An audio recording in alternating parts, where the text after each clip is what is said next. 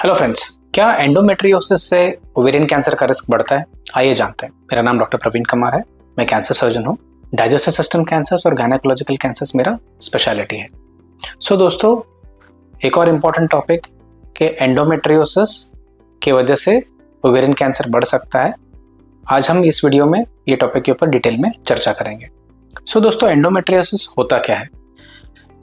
Endometriosis एक ऐसा condition है जहाँ पे गर्भाशय के अंदर अंदरूनी जो लाइनिंग होता है वो वहां से निकलकर दूसरे एरिया में जाके अटैच हो जाता है, जैसे कि ओवरी है, ट्यूब्स हैं, या जो पेल्विस में बसे हुए दूसरे ऑर्गन्स हैं और उसके कवरिंग है वहां पे। क्योंकि ये जो लाइनिंग है ये मेंस्ट्रुअल साइकिल के हिसाब से और हार्मोन के इफेक्ट की वजह से बढ़ता है, कम होता है, सिकुड़ता है, तो इससे कई सारे सिम्टम्स पैदा हो सकते हैं। जैसे कि एंडोमेट्रियोसिस में कई सारे पेशेंट्स को इंटरकोर्स के बाद पेन रहता है, पीरियड्स में पेन रहता है, मोशन पास करने पे, यूरिन पास करने पे भी कंप्लेंट्स हो सकते हैं। पेट के दूसरे कंप्लेंट्स जैसे कि लूज मोशंस होना या कॉन्स्टिपेशन होना या खाने के बाद दर्द उठना, ये कई सारे ऐसे कंप्लेंट्स आ सकते हैं। इंडिया में 4 करोड़ महिलाओं को एंडोमेट्रियोसिस है, तो आप ये समझ सकते हो कि कितना इम्पोर्टेंट क्लिनिकल इशू है जब हम ओवरऑल पिक्चर देखते हैं तो। बट क्या एंडोमेट्रियोसिस से ओवरी का कैंसर का रिस्क बढ़ता है? ये क्यों जानना ज़रूरी है? क्योंकि एंडोमेट्रियोसिस एक ऐसा सिचुएशन है जहाँ पे एस्ट्रोजन के लेवल्स, जो फीमेल हार्मोन्स है, इसके लेवल्स बढ़ सकते हैं और इसके वजह से एक थेरोटिकल रिस्क कह सकते हैं ओवेरियन कैंसर बढ़ने का। तो रिसर्च में ये पाया गया है कि एंडोमेट्रियोसिस जब होता है तो वहाँ पे ओवेरियन कैंसर का रिस्क 1.7 टाइम्स भी बढ़ सकता है। बट ओवरऑल ब्रॉड पिक्चर जब हम देखेंगे कि एंडोमेट्रियोसिस जिनमें है वो महिलाओं में ओवेरियन कैंसर होने का रिस्क ऑलमोस्ट ना के बराबर रहता है। तो कहने का ये मतलब है कि अगर किसी को एंडोमेट्रियोसिस है, उनको ये सोचना नहीं चाहिए कि इस बारे में सोच के डरना नहीं चाहिए कि इनको ओवेरियन कैंसर का रिस्क ज़्यादा रहेगा।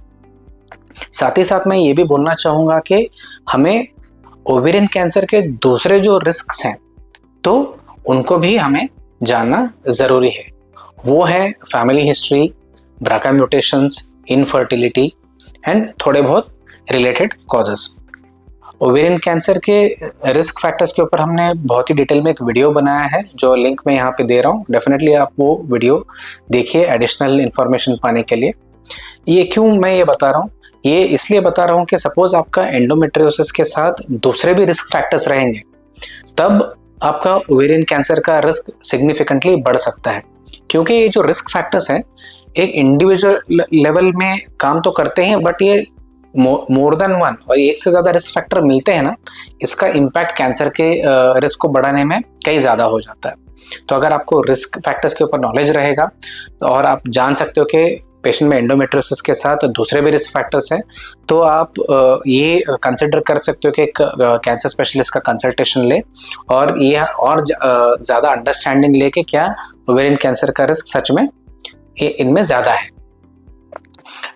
अगर किसी को एंडोमेट्रियोसिस है, अगर वो कोई पूछेगा कि क्या कोई ऐसा स्पेसिफिक टेस्ट है जिससे हम ओवेरियन कैंसर अगर आ रहा है तो हम जल्दी पकड़ पाएंगे, यूजुअली एंडोमेट्रियोसिस जो है 30 से 40 की उम्र में आता है और जो मेजर ओवेरियन कैंसर्स जो हैं मेजॉरिटी मेनोपॉज के बाद आते हैं। तो कई क्लिनिकल प्रोफाइल में भी काफ़ी सारा डिफरेंस है।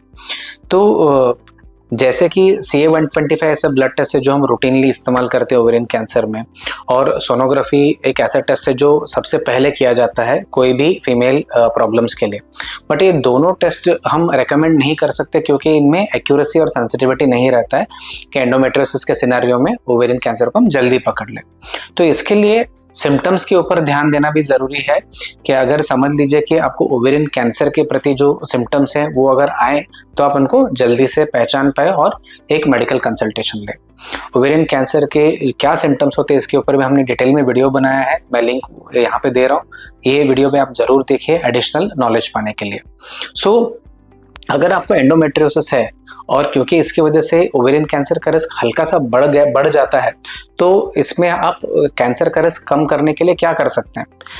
एक तो है कि लाइफस्टाइल चेंजेस, जिससे सिर्फ ओवेरियन कैंसर नहीं कई सारे कैंसर्स का भी रिस्क कम हो सकता है। जैसे अल्कोहल बंद करना, स्मोकिंग बंद करना, रेगुलर एक्सरसाइज करना, अच्छा डाइट फॉलो करना और एक हेल्दी वेट मेंटेन करना, ये सब चीज़ों से ओवरऑल हेल्थ भी इंप्रूव होता है और ओवेरियन कैंसर का रिस्क भी आपका कम रहेगा। थोड़े बहुत स्पेसिफिक चीज़ें हैं जिसकी वजह से ओवेरियन कैंसर का रिस्क आप कम कर सकते हो। एक तो है कि एंडोमेट्रियोसिस के ट्रीटमेंट के बाद अगर आप फैमिली शुरू कर पाए, क्योंकि बच्चों के पैदा होने से ओवेरियन कैंसर का रिस्क डेफिनेटली वो फीमेल में कम हो जाता है। ठीक इसी तरह ब्रेस्ट फीडिंग से भी ओवेरियन कैंसर का रिस्क कम होता है। एंड कई सारे एंडोमेट्रियोसिस के ट्रीटमेंट में हम ओरल कॉन्ट्रासेप्टिव पिल्स इस्तेमाल करते हैं, इनसे भी ओवेरियन कैंसर का रिस्क डेफिनेटली कम होता है। और अगर आप इसके फैमिली कंट्रोल के लिए, फैमिली प्लानिंग के लिए ट्यूबेक्टमी वगैरह करवा रहे हो तो ये भी एक ऐसा ये है स्टेप है जिससे ओवेरियन कैंसर का रिस्क कम हो सकता है।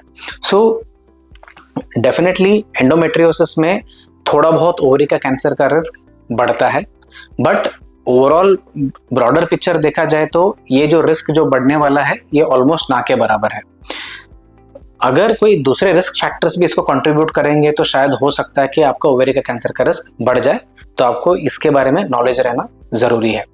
ये टॉपिक के ऊपर आपको और भी सवाल है या डाउट है तो डेफिनेटली हमें कमेंट्स में लिख के बताइए। हमारे चैनल को सब्सक्राइब कीजिए कैंसर के प्रति और नॉलेज पाने के लिए। एंड अगर आपको हमारे टीम के साथ डायरेक्टली कांटेक्ट करना है तो डिटेल डिस्क्रिप्शन में दिया गया है और इस वीडियो में भी दिया गया है, वो आप इस्तेमाल कर सकते हो। Thank you very much.